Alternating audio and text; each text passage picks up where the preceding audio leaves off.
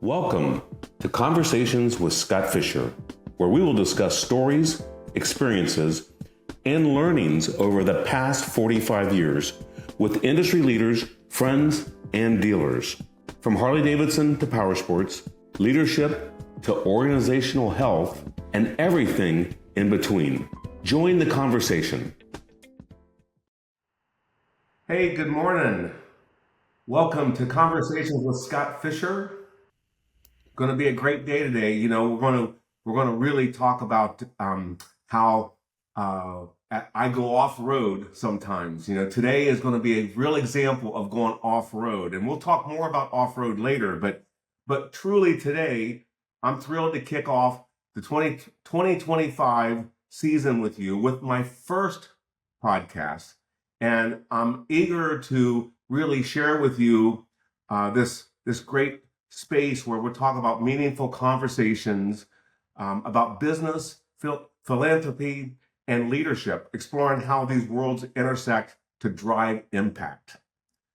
Throughout the year, we've been engaging in discussions with nonprofit leaders, business partners, and thought leaders who are making a big difference in the marketplace. We're going to really try and tackle some topics like leadership, purpose, philanthropy, and how these strategies really create lasting impacts. It's going to be fun today because we're going to really start the year off strong. Today's episode is going to be about purpose over profit. There's a whole lot in that particular, those three words, purpose over profit.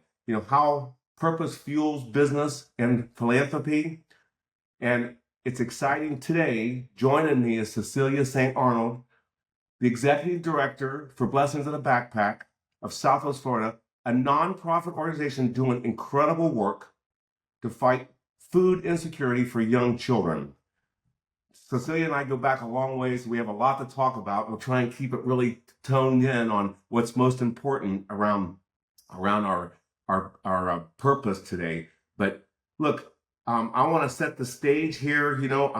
I've learned that purpose really isn't about a feel-good concept. So what do I mean by that? The purpose, feel-good concept, sometimes when we talk about our relationships or the work that we do with nonprofits, some people look to do it from a feel-good standpoint. But for me, it's been the foundation of long-term success.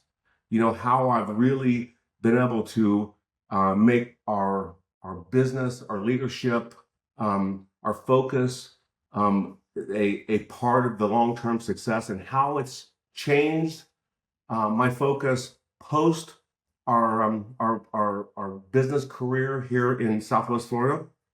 I know that purpose drives business forward. It fuels the relationships that I've created in the marketplace, and fuels the relationships that I'm going to continue to have in the marketplace, and it creates real impact. Yesterday I went and visited a nonprofit that our foundation funded this year, and I've been there many times before, but man, it was unbelievable the impact that it had on me, just going and visiting and seeing what they do and how I've been able to support them in a little way. But it takes a lot of us to make a big difference in a little way. And speaking of foundation, my post career has pushed me into having my own foundation, and it's interesting how the foundation has developed. I've really found that through the work that I've done during our business career, how I've aligned our business with our philanthropic or charitable support, post my business, I've had to figure out how to continue to support that, because I believe how important it is that if you prosper in a marketplace, you align yourself with the people in that marketplace that need support and need help. And our foundation is the beginning of that in the marketplace, and we'll talk more about that also. But I want to get right to Cecilia. Cecilia, We appreciate you being here today. As I said earlier, we go back a long ways. Prior to your blessings in a backpack role, but you know, you lead an organization that's a lifeline for so many families. There's a whole lot to talk about that particular sentence there, but I've had the privilege of partnering with Blessings in a Backpack, and I've had a chance to see a part of what you do every day. And I'm inspired by the work that you continue to do and how somebody in the nonprofit world continues to get up every day and start over again, because you know the need grows, which means that the demand for funding grows, and the work just keeps starting over all the time because there's such a need for it. So I would love for you to share a little bit, you know, about you know, why you do what you do, and maybe what you've done in the past and how it's led up to what you do. That's a good segue because it started when I was in college. I always wanted to be a teacher. And because I was on my own at a very young age, I took a different career path and got sidelined in my 40s and got injured and finally went back into something geared toward education, which was the nonprofit sector. And I kind of landed in that, and that's where you and I met when I was the program director for almost 9 years at Junior Achievement. And it was very close to my heart because we were dealing with the schools and the school district and volunteers and actually teaching financial literacy. So when I met you and started volunteering for Blessings, it very much correlated to what you talk about in motivation and passion. And 11 years ago, you kind of talked me into this position. And here we are today, 11 years later. And when you had a lot of faith in me and brought me on, we were doing what, 3 schools, less than 1,000 kids. And now we're doing 8,400 children a week at 34 schools in 5 counties. But yes, getting up every morning is not always easy, but it's the passion behind the mission, and I think that's what keeps us here every day.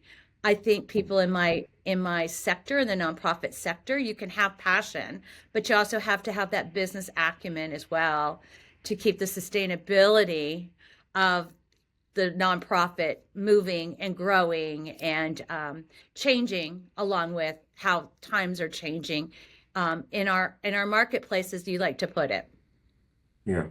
So I think it's you know, I know that your business background, you know, before true nonprofit, you really were in a for business profit. And obviously we learn a lot in our business in those big companies or in those companies. And you know, a lot of people always ask me, you know, what my purpose is, or why do I have a philanthropic focus, or what, you know, how did that all develop? And you know, I always really share with people that, you know, my early in my career, you know, I talk about it going off road. Okay, so the term going off road comes from years ago when I was a very young teenager. I began to race competitively off road, and I share the story because my mother and father were my team. My mother and then my wife became part of that team. My girlfriend and then wife became part of that team. But the reason why it's important is because even as a competitor riding off road, which was an event called enduros, which would run anywhere from 100 miles to 250 miles in a day cross country. And as a young teenager, I had to think about the strategy of, one, what did I have to do? Who did I have to have with me to be able to compete like that? And how did I create a real strategic plan to get through those events? Strategic plan meaning, um, would I how would my pit crew work? when would they fuel my motorcycle? What was the maintenance things? And a lot of people don't get the opportunity at a young age to do that. So I really feel that leadership became a part of my early life because of it was forced on me. I had to take the leadership role because I was the writer. I didn't have a coach. I didn't have a team player then. And as I moved into really business career, what I found in leadership was the number one thing I had to create was real purpose for the people around me, which we know today we call creating health in an organization. And the reason why it's so important to create health in an organization is because everyone wants to be led. It's not that people want a boss or anything like that. They just want to be able to be shown what to do. They want to be inspired in the workplace they're in. And that's the reason why I bring this up is because I think one of the big things I learned early on was how my team and my staff could really share in a part of supporting the community. Leading that organization to having better health, which is really about having a great sense of purpose inside our business. They really felt begin to feel the same support and obligation to the community that I did. They loved being involved in our nonprofit work, and our nonprofit work is really what made me much more of a philanthropist, much more philanthropist than I thought I would become. So we're going to talk about business. I want to share that. We want to talk about business and philanthropy because they really go together really, really well because nonprofits are a business. They're just not, they're just unfortunately not managed or don't have the support of businesses. So I don't want to get too far deep into that discussion yet, but Cecilia, can you share with us a story behind Blessings in a Backpack and the impact it has on the community and how perhaps businesses have supported that as well? I would love to. Businesses are our backbone. Yeah. At the end of the day, if you don't have the community and the corporate buy-in, you aren't going to grow that nonprofit, number one. Number two, when we started, you had actually became a grassroots organization with Blessings for 5 years before you realized it was taking up your time out of your business. And that's why we created, unbeknownst to the national office, the first chapter, and kind of took it out of your office space, and you became more of a hands-on advisory board chair. Still are on the advisory board, which is all business people in the community. And I think all of that is the success of any nonprofit. You have to have the right board and the right businesses backing that nonprofit. Once you have that buy-in, they bring in their staff, their company, and from there, people become engaged. This is not a huge area for corporations, so we really, really rely heavily on our companies in town. And a lot of our biggest supporters are small companies that have done very well in the community. But we've also brought in, for instance, I had a big meeting yesterday with First Foundation Bank. They bought a private bank out of Naples 3, 4 years ago. We brought on a board member from there whose father owned the bank, and she was still going to First Foundation, which is owned by an Orange County, California bank. Long story short, they bought into what we were doing in Immokalee, gave us $60,000, and they had their head of their community outreach out of California fly in this week, and we actually did what we call donor visit, where they have been funding a school of ours for the last 3 years. And we actually walked them to the school. They met the principal. They saw the impact. And then I turned around and said, "You're feeding 150. We need to feed 600." And Mm. that person's like, "Well, we're going to take this back and reconsider our gift for you this year." So it's very important to bring that corporations or those companies into the mission, into like what we call donor visits. We take them to the schools. They see our mission in action on Fridays when the kids get the food. They hear from the social workers. They hear from the administrators. They see the impact. Like you said, when you first told me about this organization, some of my staff might be the families receiving the blessings food on Friday. And that really hit home to me because this is a big area of a lot of working people. And a lot of working people are really struggling. And you and I have seen that in the last 5 years. The paradigm shift of financially how expensive it is to live in this area, and the problems this area has had with hurricanes and COVID and all that financial impact on these people that work at $15 to $20 an hour. And those are my families that I'm servicing now. But yet, again, it goes back to our companies that are supporting us as well. It kind of goes full circle. And that buy-in is very important to the nonprofit, as is to those companies that are supporting those nonprofits. So, Cecilia, I have to back us up a second because I forgot to ask you a very important question that I think is really relevant for the audience that will see this podcast, and that's it. Can you clarify really what blessings in a backpack does? The simple terms. Thank you. What's it really good? Because people are misled by the name The blessings. They name. think it's a religious organization. So if you could just quickly review what that is. It's a real simple mission. We do one thing. We supplement the free breakfast and lunch program that every child gets in elementary schools all across the 5-county area. In Lee County, every child gets free breakfast and free lunch. It's not always the same case. I know it's not the same case in Collier County, but we really hone in on Title I schools. And a Title I elementary school is where 72% of the children are deemed economically disadvantaged. And in just Lee County alone, we have 27 elementary schools that are Title I. We're at 34 total in across 5 counties, Charlotte, Glades, Henry, Lee, and Collier counties. And we only serve not middle school, elementary school children.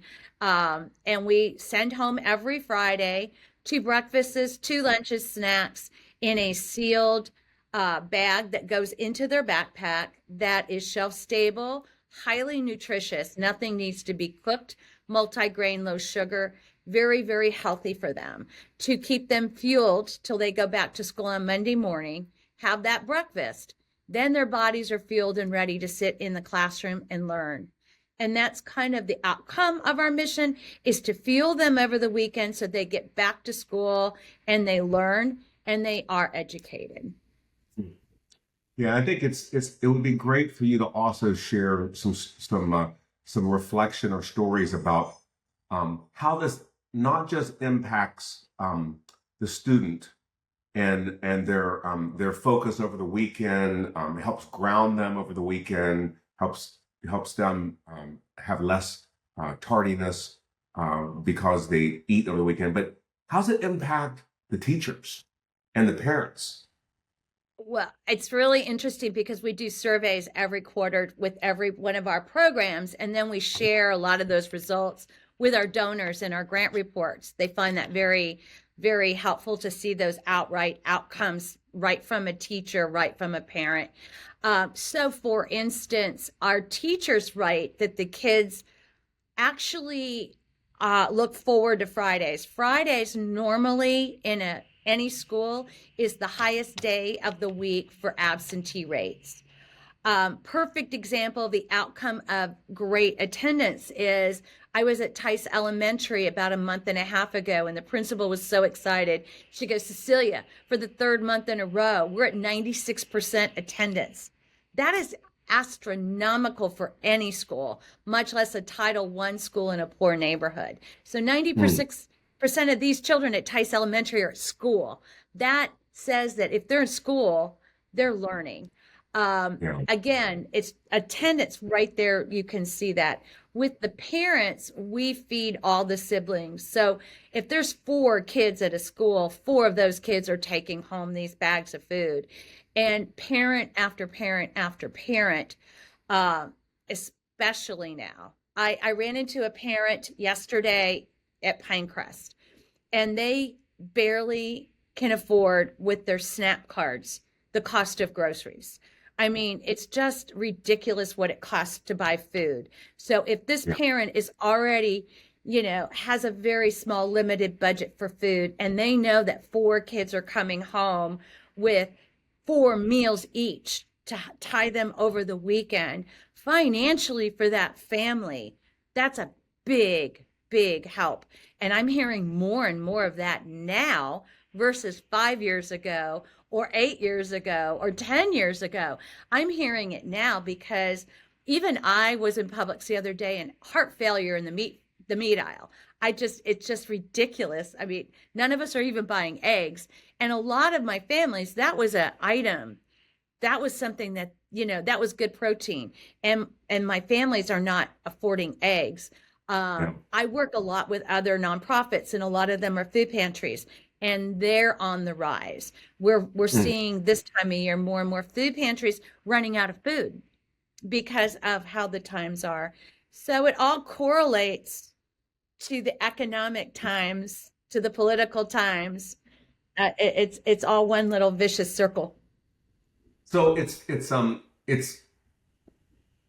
you're sharing some insights and some thoughts about what motivates you, and I think that's awesome. I think that's what nonprofit leaders and business leaders really do share most is what motivates them, what's exciting about their business. And I can tell you, I want to share a very quick story about blessings that it was extremely motivating to me. And early on, when quite frankly we were doing everything with blessings, the teacher was so excited to have us come to the classroom because students were so impacted. And this was at Tice Elementary. They were so impacted by our program um, through attendance. It moved their grade average up. And most people don't realize it, but when a school's grade average goes up, they get better funding, to be able to do more things in their school. So there's an incentive. If you want more funding, get your kids better educated. Well, when we went into the classroom, she introduced me, she introduced the team that went in there. She introduced me and others that were there. And the young girl raised her hand and said, are you the bucket filler? And I was like, well, I'm not sure what she means by bucket filler. And the teacher asked her, said, explain what you mean by the bucket filler. She goes, well, every Friday I bring home my backpack, and my backpack's got a bag of beans and a bag of rice in it. We used to fill this all separately from big, huge quantities, and she would fill their bucket on their kitchen table, and that was their family's dinner. She was really relating to me that I was their bucket filler.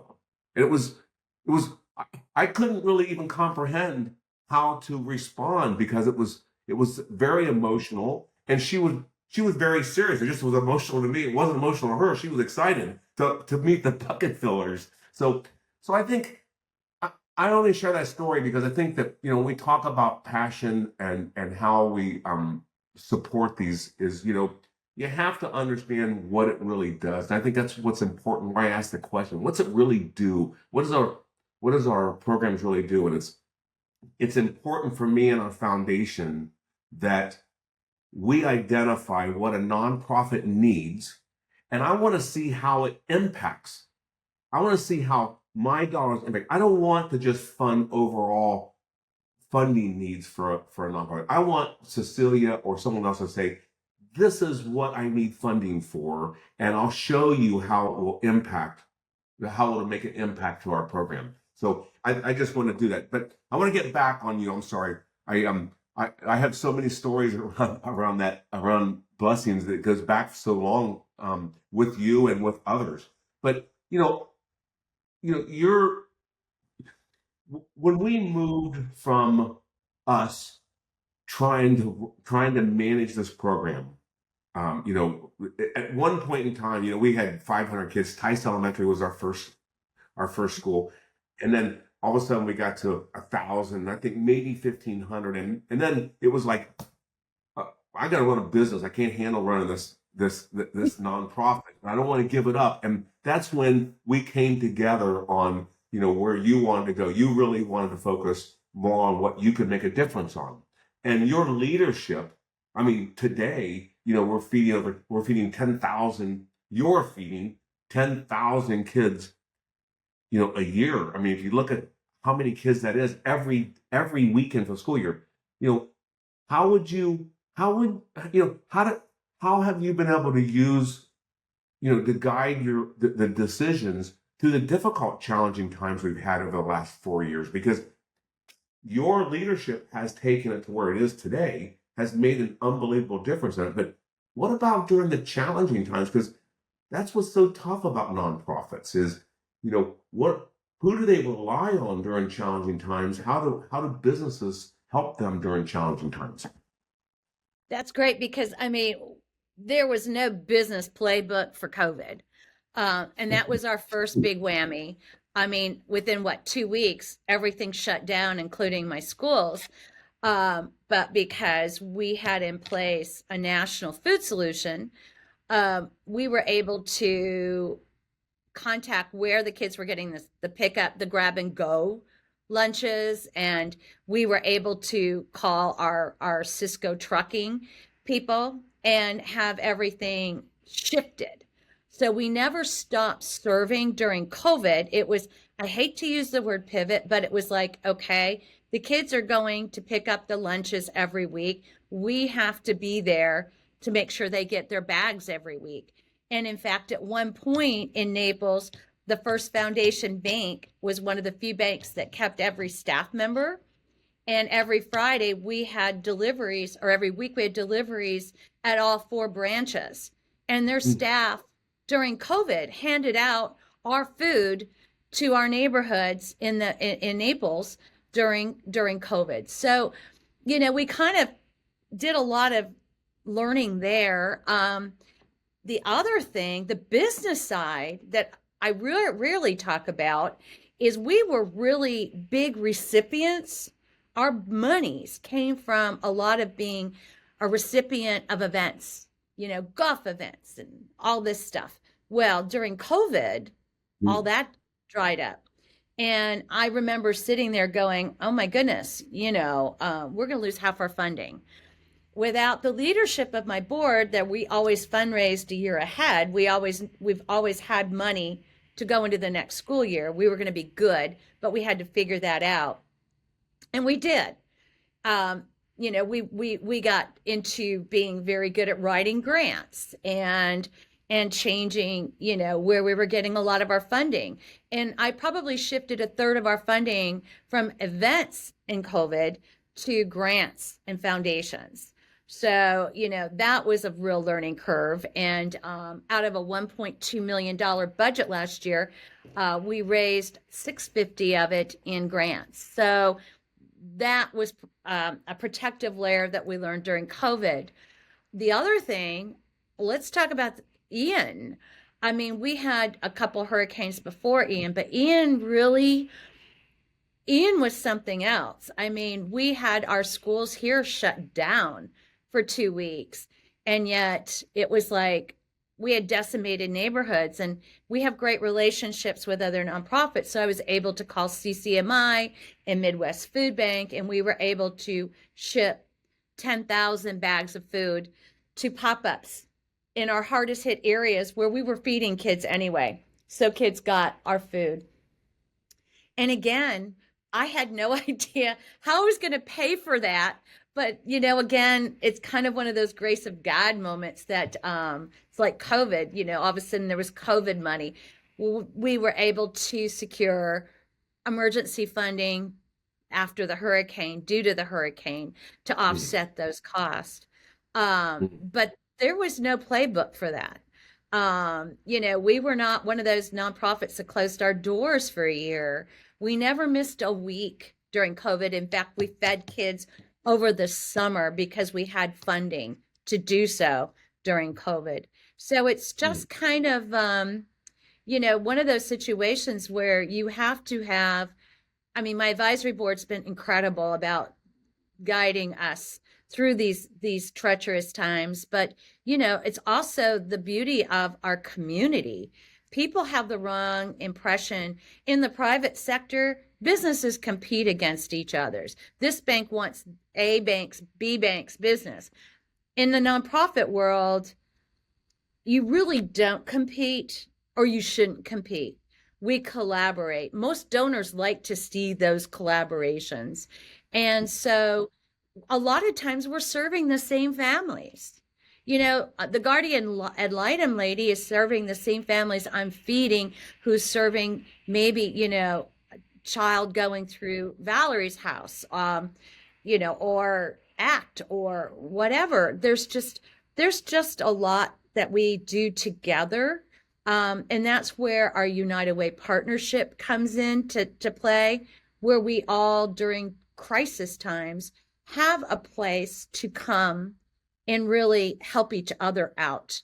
We're not like mm, an island on our own in this community. We're really blessed in this community to have each other. mm. That's great. Um, so let's talk about collaborations. So what I mean by that is partnerships between businesses and nonprofits are really critical. Now, I'm saying they're really critical because I feel they're really critical from my own experience, but I know that you have collaborated with businesses as well. We've had a major event 2 years in a row with a local business person who has been brilliant at bringing his whole business communities together. And I wonder if you can share your thoughts on that relationship with how we do the dining program through the season and raise a lot of money. Well, again, it comes to having really dedicated advisory board members. We have one board member that is in restaurant marketing, and he created the sizzle dining, which is perfect because it's always the slowest time of the year for restaurants, which is the month of September, which also is a kick back to school season. So it really correlates very well. And it started out six years ago, pre-COVID, and we were with about 25, 30 restaurants. It runs for 30 days. They have a prefix menu, and Blessings got $1 per meal. Well, this past year he had over 112 restaurants, and it only ran for 25 days, and we raised over 60 some odd $1,000, $1 per meal. I mean, it's an easy ask. But it also was twofold business wise. Again, it serves these restaurants the slowest time of the year. They're able to create these prefix menus and show off their chef, and then the public comes in and gets a great opportunity to have a 4 or 5 course meal at a reduced rate, and yet $1 of that meal will go to Blessings. So Mm, that's one wonderful way that we work with 112 restaurants. Then our big signature event, we're blessed to have a company give us their venue. Scott Lynn, Ryan Carter is phenomenal. The day of my event, he goes, Cecilia, he goes, I started something. Now everybody calls me wants my place. And I'm like, but I've got it, right? He goes, yes. So I mean, but his staff the month before, they had a Friday. Every Friday they could pay to wear jeans for Blessings. So at our event, they presented us with $2,000 that their entire company had an in-house event for Blessings. It's these little things that all add up to feeding thousands and thousands of kids. First Foundation Bank, same thing. Scott Fischer Enterprise, you have your fabulous Slaw Dog golf event. I'm going to brag on you for a minute. You have this wonderful golf event that's sold out every year. And what your proceeds do is feed several hundred kids down the street here at Villas Elementary that you've been feeding now for almost 12 years, Scott. Your little event from Scott Fischer Enterprises. So, every company makes a huge dent in a huge part of the community that we're serving. I just got off the phone with my LaBelle lady. We have a farmer out there that just wrote a check to feed several hundred kids. We have farms. We brought in Littman Farms this year. We're doing more and more businesses, bringing them into one event and then piggybacking and getting them more and more involved and getting their staff involved. But that's the So, Kool-Aid. so I think the reason why I brought that up is because I think one of the messages I think is really important about this particular podcast is how businesses and philanthropy can really succeed great together. And I think when you look at what you did through these business ventures or these, the summer program, the dining program, look, not everybody can get a get their checkbook out and write you a check for $60,000. But the resources that businesses have is one of the key resources that nonprofits need, which is the power of their customer base, the power of their staff base. The staff can be a major catalyst to help run events. They have lots of customers. When I look back on why I talk about that, I can look at all the different things I've been involved in. Like, when I look at junior achievement, um, one of the things I did with junior achievement was I said, let's bring the classroom into our dealership and let's let our management team share their journey with students. Well, not only were students really, really turned on by hearing, what some parts manager who's got long hair and tattoos and stuff does and what their great job is, but the my staff members become very emotionally involved in the process. It helped make them more philanthropic as well. So it's really important to get the business community together. And I think that businesses need to realize, just like Scotland Yard, you know, they have a real value to add to nonprofits.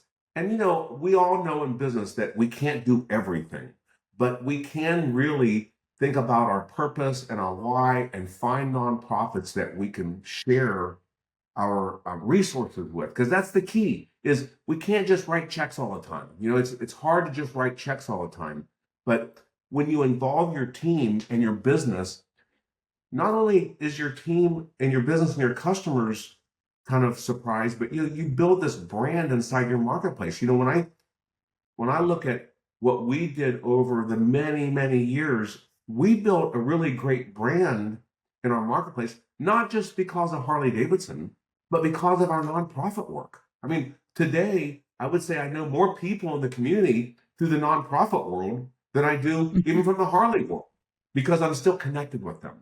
I've never lost the connection with the nonprofit world today. So it's pretty exciting. I mean, the collaboration, the role that businesses play in addressing so much stuff like child hunger. It's really about them getting involved and getting them involved. You know, I think one of the biggest things that nonprofit groups struggle with is getting the impact in front of their donors. Okay, donors need to see the impact, because the impact, what the impact shows what the problem is and what the funding has helped support.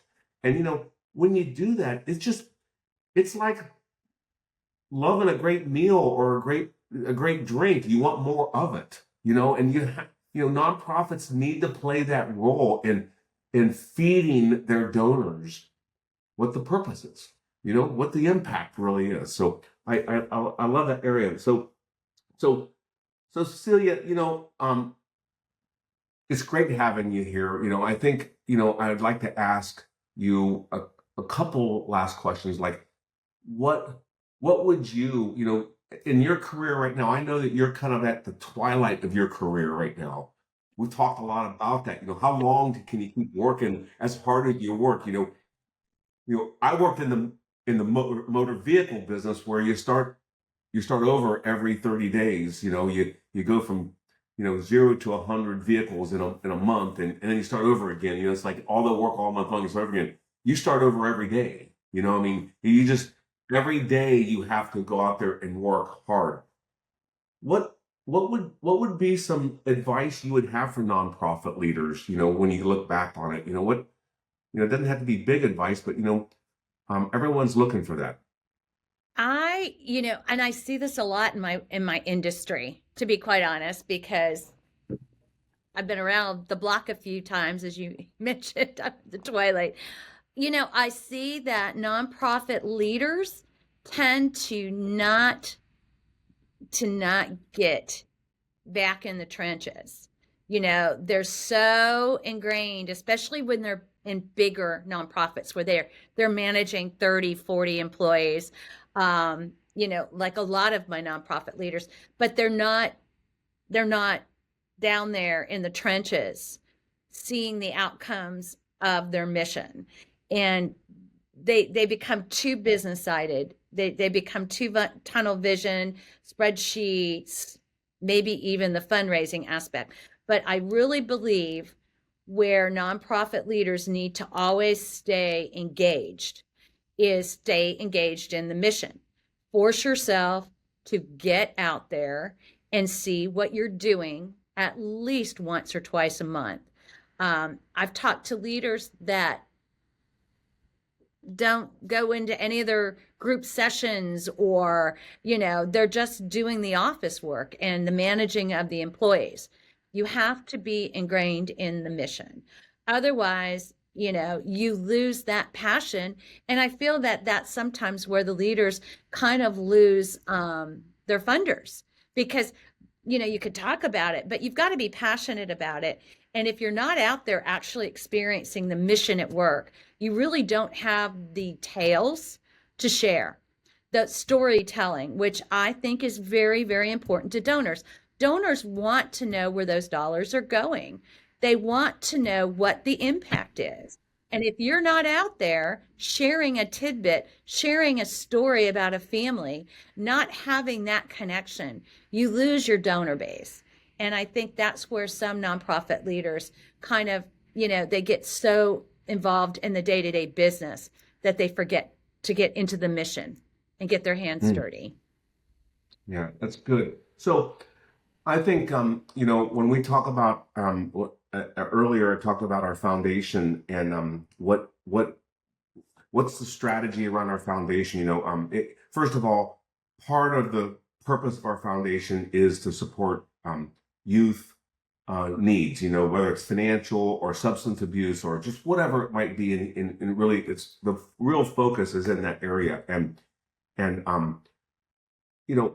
what I really feel most valuable is if I really zero in on what nonprofits need funding for, and then I require that those nonprofits provide me with a report that will show me the impact or the change in how that funding's happened.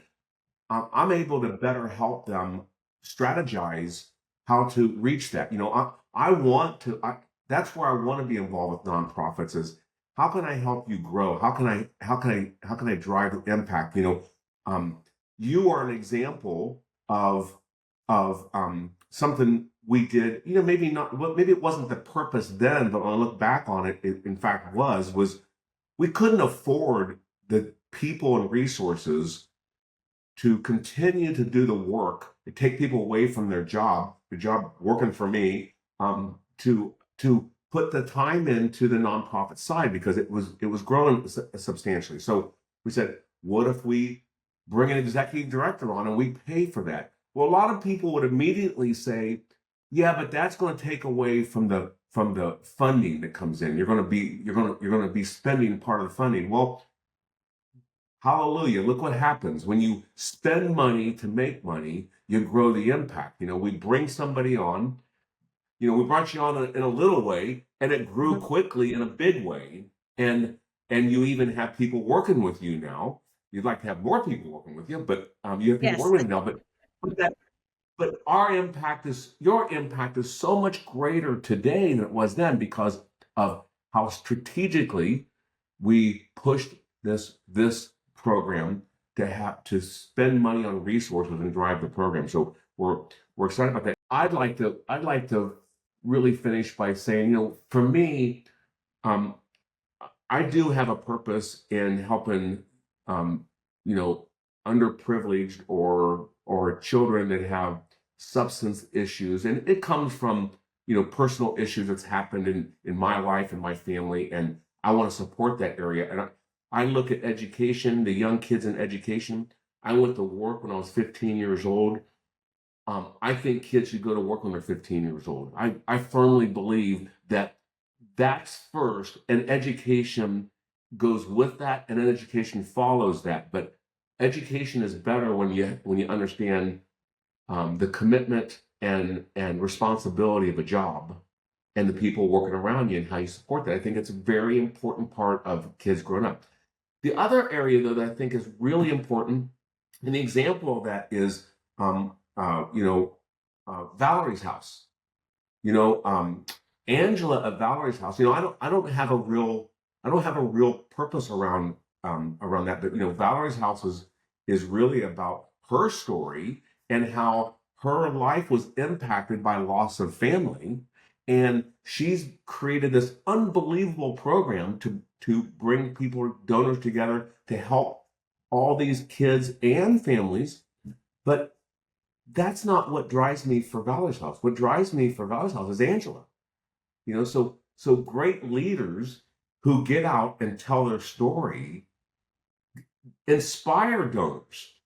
So I'm just sharing that because I think it's so important for executive directors or leaders of nonprofits to get out there, like you said. That's one of the advice that you had, to get out there in front of people, because you know I I really support Angela and Valerie's house because I believe in Angela and her purpose.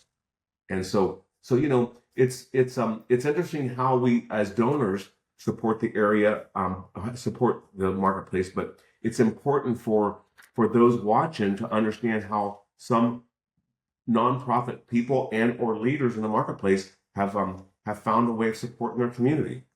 So um, key takeaways today, Cecilia, is I really hope that people understand or find their purpose, and whether they're in business, whether their purpose is for their business or their philanthropic mindset or just their life. I think finding things to really believe in is important. And you I found things to believe in early in business career. You're finding things continuing to believe in helping children in the marketplace, and I've seen it in action. So I'm excited that you've been able to share a lot of your story with us today. Any Thank thoughts you. from you? Thank you. I appreciate the opportunities, and I appreciate the imprint that you've put on this community through us all. It's a big deal, Scott.